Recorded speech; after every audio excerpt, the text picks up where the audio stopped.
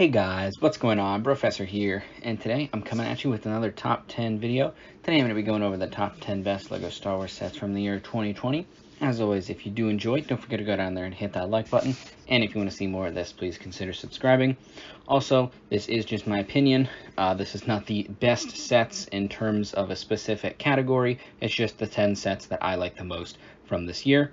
Without any further ado, let's jump straight into it at number 10, where we have set number 75281. This is the Anakin's Jedi Interceptor. This one retailed for $30 with 248 pieces. Came with the two minifigures there, R2-D2 and Anakin Skywalker. What puts this on the list is overall the design of the ship. I prefer this Episode 3 Interceptor design to the Episode 2 like Starfighter ships for the Jedi, so I really love this. The cockpit piece is something that always attracts me to this type of set. The actual design of the ship and execution of it is very nice. What brings this one down for me is the fact that I feel like there's not as much yellow as I would have liked. It seems like the yellow is used as more of almost like an accent instead of kind of the main thing that draws you in to look at the ship. So yeah, really just not quite enough yellow for me, but some nice minifigures and a really nice ship design puts this one at number 10. Moving on to number 9, we have set number 75269. This is the Duel on Mustafar, retailed for $20 with 208 pieces. This one also comes with an Anakin alongside an Obi-Wan. This one, the Anakin is exclusive to the set, but unfortunately the Obi-Wan is not. Similar to the last set, this is, I feel like, a really well-executed set for what it is. One of the better duel sets, in my opinion, depicting the very iconic Episode 3 duel scene that happens on Mustafar. Each Jedi gets their own panel, and with the hinge plate there, you're able to kind of move them together to create some action, or you can kind of separate them and stuff like that. Overall, the terrain is not super complicated. I think they kept it nice and simple, but the trans orange pieces do a very nice job of giving off that kind of like fiery lava feeling in a nice recreation of the Episode 3 scene, and that's what puts this one here at number 9. Moving on to number 8, we have set number 75283. This is the Armored Assault Tank from Season 7 of the Clone Wars. This one retailed for $40 with 286 pieces. Came with 4 minifigures, Ahsoka Tano, a 332nd Company Trooper, and then 2 Kashyyyk battle droids. I don't know why those are Kashyyyk battle droids. That's one of the things that kind of puts this a little bit lower down on the list. I feel like those droids shouldn't be in here. It should be a different kind of droid. But otherwise, the other 2 minifigures are really nice. I love the dark gray and dark blue color of the Clone Wars AAT versus the tan from Episode 1. That color combination looks really clean, and overall the design of the AAT isn't what I have a problem with. It's just that I would have liked something a little bit larger. I feel like this is something that's kind of difficult to do in a smaller scale, and they executed it to the best of their ability, but the combination of the weird minifigure selection and just a little smaller model than I would have liked is what gets this one at number 8. Moving on to number 7, we have set number 75286. This is the General Grievous Starfighter. This one retailed for $80 with 487 pieces. 3 minifigures there, General Grievous, the Obi-Wan that is in the Duel of Mustafar, the exact same character there, and then you also get an Airborne Clone Trooper.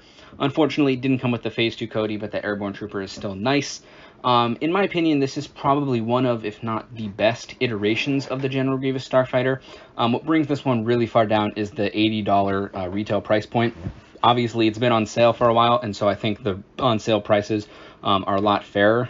But overall, just $80 for what you're getting here just isn't enough. I feel like they should have added some other side build or something to go along with this, because just the minifigure selection combined with just the ship is not worth the $80 price tag in my opinion. But the actual design of the ship is very nice. It comes with the 2 stud shooters there. The cockpit is very good, and obviously you have the updated General Grievous minifigure. So overall, there isn't necessarily anything wrong with this set. I really like the design of the ship, and the minifigures are solid. It's just an extremely high price point that drags this one down for me and has it come in at number 7.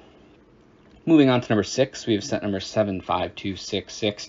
This is the Sith Troopers Battle Pack, one of the 2 from this year, that retailed for $15 with 105 pieces. The 4 minifigures you can see right there. I'll get to those in a second. Talk about the speeder real quick, that I think is a really nice build, one of the better ones from the battle packs. Not anything super complicated, but just kind of like the AAT, that like blue and gray design. That color scheme at least, I think works really well, and the speeder design is very simple, allows you to put some of the minifigures in there and kind of zoom that guy around. The 4 minifigures is one of them on the right there, the Sith Fleet Officer, is a nice inclusion to kind of spice things up a little bit. And then you have the 2 Sith Jet Troopers and only 1 Sith Trooper. The only reason that this one isn't higher is honestly because there's only 1 Sith Trooper. It does maintain a little bit of that exclusivity for this kind of rare minifigure, which is something that I like, but I wish they'd put 2 Sith Troopers in here instead of the 2 Jet Troopers. I think that's probably what would have landed this one a little bit higher. I just like that helmet design a little bit better in the printing. But otherwise, a really nice battle pack. Definitely the better one from this year, in my opinion, with a solid build and a pretty good minifigure selection. Just could have been improved a little bit, in my opinion, and which is why this one is at number 6. Moving on to number 5, we have set number 75288. This is the AT-AT, retailed for $160 with 1,267 pieces. This one came with 6 minifigures, being Luke Skywalker, General Veers, and then you get 2 snowtroopers and 2 AT-AT pilots. Every minifigure here except for the Luke is actually exclusive to this set as of right now, which is pretty cool. Alongside the AT, you also get a nice little Hoth speeder and then Hoth gun as well. Really, the only problem I have with this set is the actual legs of the AAT. The body and the head piece there, along with the cockpit that goes inside, I think is executed very nicely. It looks really good. But for whatever reason, the legs just look like really thin, almost like twigs to me, like they're just going to snap anytime this thing tries to walk. I think they could have made those a little bit thicker, and it would have added a little bit more visual appeal. Every time I look at this set, it just looks like the legs would not be able to support the weight of the thick body that's up there. And that's really what drags this down. A great minifigure selection, a lot of exclusives here, and the body and the head of this look great. It just almost literally falls apart for me with the legs there, as I just don't, it kind of takes away a little bit of the realism for me, and that's what has this one come in at number 5. Moving on to number 4, we have set number 75290. This is the Mos Eisley Cantina Master Builder Series set, retailed for $350 with 3,187 pieces. This one came with 21 minifigures, a bunch of them included here. You have the usual suspects that you can see right there in front of the cantina. You also have some sand troopers, you got the cantina band, and then tons of various aliens that show up in the episode 4 cantina scene. I think this is a great set for minifigure selection. This is a great way to release a lot of exclusive minifigures in this type of set. Overall, I think the set design looks very nice. It's a great representation of the cantina. You also get a nice dewback right there. The large green monster included as well. You also get a little side area of the cantina, and you're not just the main cantina, so there's a lot of stuff that's packed into this that's very nice. My only problem with this one is that I don't think it looks great in terms of displayability, and I know that's not all what this is for. Being a Master Builder Series set, it's not necessarily something that's supposed to look super pretty from far away like a ship, but it just kind of looks like a giant tan blob from far away. That doesn't take anything away from the actual design of the set. I think the set is designed very nicely. And the inside is also very nice. You can open and collapse it to be able to have access to the inside. So this set is designed very nicely, comes with some great minifigures, and I think it was executed well. Just for me as an older collector, not something that I think would look great on display, and so that's why this one ends up at number 4. Heading into our top 3, we start at number 3 with set number 75292, the Razor Crest, retailed for $130, came with 1,023 pieces. The 5 minifigures you see there being Greef Karga, the Mandalorian, Baby Yoda, a Scout Trooper, and IG-11. Overall, there's not much to say about this other than it's a really effective recreation of the Razor Crest from the Mandalorian TV show. I think they went with the right size here, being that kind of nice little intermediate play scale size, obviously not being a UCS set or anything, and I think they made it just the right size so that it didn't feel too small either. You have a nice little cockpit area, and inside to go along with some nice minifigures here. Like I said, there isn't really much to say. There's a few too many stickers for me, in my opinion. I'm not a huge sticker guy. I do think that they can bring out a little bit of realism in a set here, but sometimes they can be a few too many, and you can see that there are a lot on here, and sometimes, especially over time, these can degrade and kind of take away from the set. But they don't do too much negative on the set here, in my opinion. Just a very nice recreation of the Razor Crest, and that's why this one comes in at number 3. Heading into number 2, we have set number 75277, the Boba Fett helmet, retailed for $60 with 625 pieces. Obviously didn't come with any minifigures, you just get this nice helmet set right here.